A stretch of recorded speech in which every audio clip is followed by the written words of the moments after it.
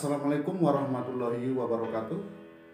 Kita ketemu kembali di pembelajaran fisika, masih materi termodinamika.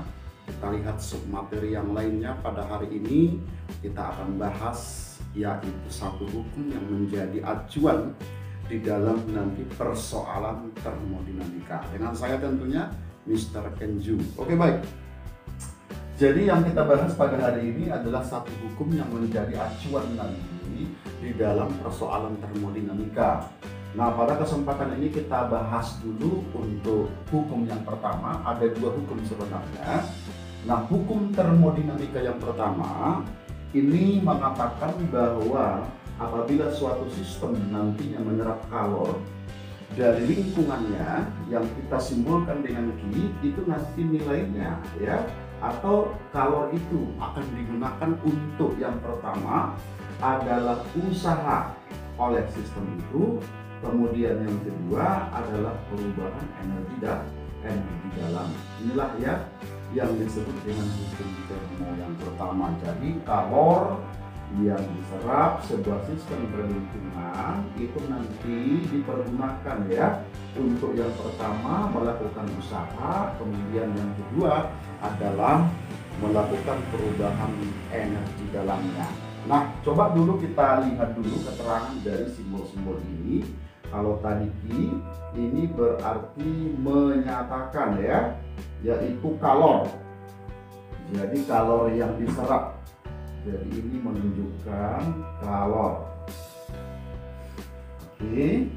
Kemudian nanti satuannya adalah joule ya. Nah, kemudian untuk yang nanti W seperti yang sudah kita bahas pada submateri yang sebelumnya, ini menunjukkan nilai daripada usaha. Satuannya juga nanti adalah joule dalam satuan internasional. Kemudian nanti untuk delta U menunjukkan perubahan ya. Nah, ini sebenarnya sudah kita bahas di materi teori kinetik gas, perubahan gas ideal ya. Nah, di mana satuannya karena sama-sama energi maka nanti satuannya juga adalah joule. Oke, kemudian nanti saya akan sampaikan juga di sini sebuah catatan ya. Apa itu tentang ya nilai daripada usaha ataupun nanti perubahan energi dalamnya. Jadi ini nanti kita buat catatan untuk mempermudah nanti atau memperdalam kita dengan hukum ini. Yang pertama itu tentang usahanya. Itu nanti ketika kita terapkan hukum termo yang pertama ini bisa jadi nantinya nilainya itu bisa positif bisa negatif nantinya. Nah, kalau dia positif berarti ini artinya ya sistem itu melakukan usaha ya. Jadi kalau positif nilainya berarti sistemnya itu melakukan usaha. Berarti sistem itu sendiri yang melakukan usaha terhadap ya dirinya. Nah, kemudian yang kedua kalau dia negatif berarti dilakukan. Nah, jadi ada pihak luar ya yang melakukan usaha terhadap sistem tersebut. Jadi dilakukan usaha. Oke. Dan nanti kalau misalnya kalian menemukan nanti tanda ini berarti itu mengartikan seperti ini. Nah, kemudian sedangkan ya untuk nilai daripada delta U ya, delta U itu juga nanti akan sama seperti W ini, berarti bisa bertanda positif ya, bisa bertanda negatif. Kalau nanti dia positif berarti ini suhunya berarti naik. Jadi kalau dia positif berarti suhu naik ya. Jadi suhunya menjadi bertambah. Itu maksudnya kalau dia positif. Sedangkan nanti kalau dia negatif berarti dia kebalikannya. Berarti suhu sistem itu berarti itu dia turun ya. Nah, sedikit juga saya mereview kembali tentang delta U ini. Mungkin ada yang sudah lupa ya. Nah, untuk nanti yang namanya delta U perubahan energi dalam ini kan rumusnya ya adalah 3/2 ya, 3/2 kemudian dikali dengan N jumlah mol, kemudian dikali dengan R kali dengan delta T. Ini untuk menentukan nilai daripada perubahan energi dalam. Jadi kalau kita lihat pada formula ini, maka delta ini sangat tergantung kepada perubahan suhunya. Jadi nantinya ini akan bertanda positif ketika delta T itu positif. Berarti dia bertambah suhunya. Berarti kalau ini negatif, berarti delta T-nya itu negatif. Kok bisa? Karena suhunya tuh turun, makanya nilainya negatif. Kemudian saya juga mau tambahkan juga nanti di sini, ketika W-nya itu positif melakukan usaha, ini terjadi ya pada proses ekspansi ya, disebut dengan ekspansi ya. Berarti kalau ekspansi maksudnya gimana? Berarti volumenya bertambah, berarti diekspansi, diperluas ya. Nah berarti boleh juga nanti saya katakan di sini bahwa V2 itu lebih besar daripada V yang pertama. Kemudian untuk nanti yang negatif berarti kebalikannya. Apa kebalikan ekspansi? Berarti dikompres, berarti ya, ditekan. Berarti ini kompresi berarti ya. Namanya disebut juga dengan kompresi. Berarti di sini kebalikannya volume yang kedua itu lebih besar daripada volume yang pertama. Itu untuk hukum termo yang pertama. Nah kemudian coba dulu langsung kita latihan saja dengan hukum termo yang pertama ini. Nah, di sini ada sebuah gas pada sebuah mesin, kemudian mesinnya mengembang. Nah, dikatakan sini mengembang berarti ekspansi ya, sobat ya. Pada tekanan tetap, berarti kalau tekanan tetap berarti namanya isobar. Tekanannya 100 kPa, ketika sistem menyerap kalor 2 kali 10 4 Joule, kemudian volumenya mengembang dari 0,15 menjadi 0,25. Kemudian tentukan katanya perubahan energi dalam yang dimiliki sistem itu. Oke, berarti coba kita lihat dulu di soal dikatakan jelas prosesnya adalah isobar. Berarti ada kaitannya dengan submateri yang kita bahas sebelumnya. Nah, kemudian coba kita lihat yang diketahui di sana ada tekanan ya. Tekanan berarti nilainya adalah 100 ya. 100 kilopascal ya. Jadi 100 kilopascal. Jadi ini kita ubah dulu ke pascal. Kilo itu nilainya 1000. Berarti 1000 kali 100. Berarti 100.000 alias 10 pangkali 10 pangkat 5 pascal. Oke ya. Ini tekanannya tadi. Nah, kemudian diketahui lagi ini ya, kalor. Nah, berarti kalau kalori tadi apa simbolnya sobat? Berarti Q. Jadi kalor yang diserapnya dari sistem ini 2 kali 10 pangkat 4 Joule ya. Nah, kemudian ditanya, belum.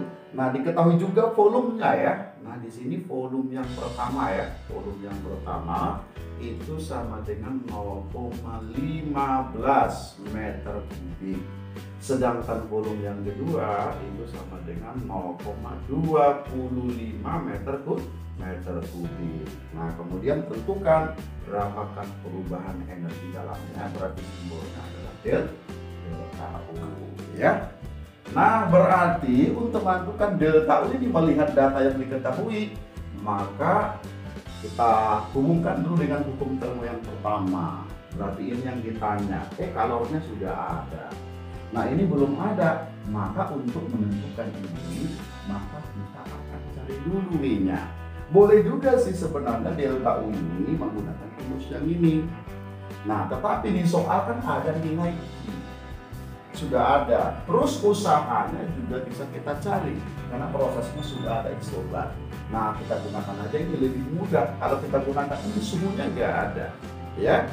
Nah, oke. Coba kita cari dulu yang pertama tentunya adalah usahanya dulu ya. Nah, berarti kalau kita ingin mencari usaha isobar, tentunya masih ingat ya bahwa ini tekanan kemudian dikali dengan delta V ya. Delta V itu artinya adalah selisih ya antara volume yang kedua dengan yang pertama. Jadi V2 dikurangi dengan V1. Oke. Nah kemudian kita tinggal masukin saja nilainya, sudah ada datanya pada soal semua. Berarti tadi di soal dikatakan bahwa tekanannya adalah 10 pangkat 10 pangkat 5. Nah kemudian kita kurangkan ini, berarti 0,25 dikurang dengan 0,15 berarti sama dengan 0,1 ya. Berarti kalau kita kalikan menjadi 10 pangkat 4 Joule ya. Ketemu sudah usahanya. Maka sekarang kita ke hukum termodinamika yang pertama, mengatakan bahwa Q itu sama dengan usaha kemudian ditambah dengan delta U ya. Nah kemudian berarti di sini kita tinggal masukin saja nilainya. Berarti Q-nya tadi adalah 2 kali 10 pangkat 4 Joule, kemudian W-nya berarti ini berarti sama dengan 1 kali 10 pangkat 4 ditambah dengan delta U. Berarti kalau gitu ini tinggal kita kurangkan, maka delta U-nya 2 kurang 1 berarti 1 kali 10 pangkat 4 Joule. Nah, itu sobat fisika ya.